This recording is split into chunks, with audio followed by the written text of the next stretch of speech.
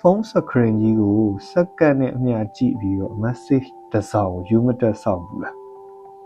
တငယ်ချင်းတယောက်ဒါမှမဟုတ်ချစ်သူတယောက်ကနေပြီးတော့ကိုတခါတလေကြရင်ကဘာပေါ်မှာအလိုချင်ဆုံးလူတယောက်သူ့အတွက်အရေးအပါဆုံးလူတယောက်လိုမျိုးဆက်ဆံနေဂရုစိုက်မှုတွေအချစ်တွေလက်ဆောင်တွေပုံအော်ပြီး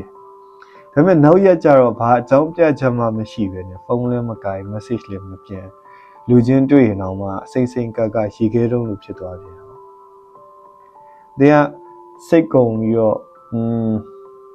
သူကဘာဖြစ်နေရလဲမသိဘူးဆိုပြီးတော့လက်လျှော့ရမယ်အချိန်ကြတော့မှအကောင်းငယ်နဲ့သားလေးနဲ့သမီးလေးလိုမျိုးပြတလဲပြန်ပေါ်လာအချစ်တွေထပ်ပြီးအဲ့လိုနဲ့ roller coaster လို့အတက်အကျကျန်းလွန်းတဲ့ဆက်ဆံရေးကြုံဘူးမှာပါအဲ့လိုအခြေအနေကိုစိတ်ပညာမှာက intermittent reinforcement လို့ခေါ်တယ်မူမမှန်တဲ့တုံ့ပြန်မှုအဲ့ဒါကလောင်းကစားဒိုင်တွေကလူတွေကိုဖဲဝိုင်းနေ slot machine တီမှာဆွဲလန်းအောင်သုံးတဲ့စိတ်ပညာကြိုးကိုင်မှုတစ်ခုပဲဘာလို့ဒါကိုသုံးကြရလဲကျွန်တော်တို့အုံနောက်ကဆုလက်တစ်ခုခံစားချက်တစ်ခုကိုထပ်ခါတလဲပုံမှန်ရနေယူအီသွားတယ်ဒါပေမဲ့မူမမှန်တဲ့အရာတွေအပေါ်မှာတော့ဘာဖြစ်တာလဲဆိုတာကိုလိုက်ပြီးတော့စဉ်းစားဖို့အတွက်သူတို့မှန်းထားလို့မရတဲ့အရာကိုစိတ်ဝင်စားရပို့ပြီးဥပမာဆိုမီးခလုတ်တစ်ခုနှိပ်လိုက်မီးလင်းမယ်ဆိုတာတေချာသိနေတိတ်မထူးဆန်းတော့မီးခလုတ်နှိပ်မီးလင်းတယ်ဒါပဲဒါပေမဲ့slot machines လိုမျိုးနေရာမျိုးမှာကြွေစီလေးထည့်ပြီးတော့ဒီတစ်ခေါက်တော့ရမလားမသိဘူးဆိုပြီးညှော်ရတာမျိုးဆိုရင်ကြတော့အုံနောက်ထဲမှာဒီရန်ဖန်ရန်ခါမှသာရမယ် jackpot ကိုစောင့်တော့အတူတူပဲလူမှုဆက်ဆံရေးမှာလည်းကိုကလောင်စားသမားလိုပဲကိုကသူဒီနေ့များပျော်နေမလားဒီနေ့များငါ့ကိုကောင်းဆက်ဆံမလားဆိုပြီးတော့ထပ်ခါတလဲဆွဲလန်းနေရမျိုးပေါ့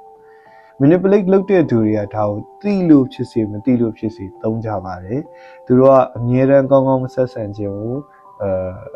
အမြဲတမ်းမချစ်ပြခြင်းဒါပေမဲ့တခါတလေတော့ကိုသူကဆွဲထားခြင်းလေးတွေဆိုတဲ့အခါမျိုးမှာကိုလူတဲ့အခါမှာသုံးခြင်းတဲ့အခါမျိုးမှာပေါ့နော်လူသုံးလုပ်ခြင်းတဲ့အခါမှာသူအငတ်လေးထားလိုက်နည်းနည်းလေးကျွေးလိုက်တမင်ကဝေခွဲမရအောင်လုပ်ပြီးတော့သူတို့အပေါ်မှာဆွဲလန်းအောင်ဖန်တီးတာမျိုး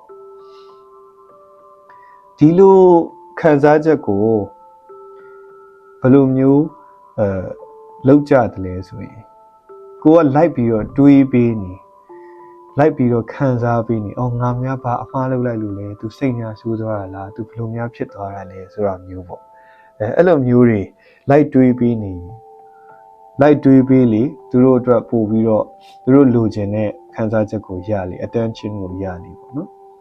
ဆိုတော့ဒါကိုဘယ်လိုမျိုးကျွန်တော်တို့ stop လုပ်ရမလဲရုံထွက်မလဲဆိုတော့အမြဲတမ်းစိတ်ထဲမှာမှတ်ထားမှာကိုကလူမှုဆက်ဆံရေးမှာ roller coaster စီးနေတာမဟုတ်ပါဘူးလူတယောက်နဲ့တယောက်နဲ့ဆက်ဆံရေးဆိုတာ consistent ဖြစ်ရပါတယ်စိတ်ချယုံကြည်ရတဲ့ဆက်ဆံရေးကဒါပို့ပြီးတော့ကောင်းတာပါအဲ့တော့ကိုယ့်ကိုပြန်ပေးပါတရက်လေးနှစ်သက်ကြွယ်သလိုကောင်းပြပြီးတော့ကျန်တဲ့6ရက်လောက်စိတ်ဆင်းရဲအောင်လုပ်နေတဲ့သူကငါ့ကိုတန်ဖိုးထားတာဟုတ်ရဲ့လားအဲ့လိုမျိုးပြောတဲ့သူတွေရဲ့လုပ်တဲ့သူတွေရဲ့ပူတလဲအေးတလဲဆက်ဆံရေးကစားကွက်တွေကိုမြင်အောင်လုပ်ကြည့်ပါအဲ့တော့ကိုယ့်ရဲ့တန်ဖိုးရှိတဲ့အချိန်တွေ view စိုက်မှုတွေကိုအမြဲတမ်းအလုပ်ဖြစ်မဲ့ဆက်ဆံရေးလူမှုဆက်ဆံရေးမှာပဲရင်းနှီးမြှုပ်နှံကြပါစစ်မှန်တဲ့ဆက်ဆံရေးဆိုတာကတော့အမြဲတမ်းပဲစိတ်အေးချမ်းစေရပါတယ် Okay နောက်တစ်ပိုင်းမှာတော့ကျွန်တော် moving the goalpost ဆိုတဲ့အကြောင်းလေးကျွန်တော်ပြောပြပါမယ်အားလုံးပဲအတိတ်တတိနဲ့အေးချမ်းကြပါစေ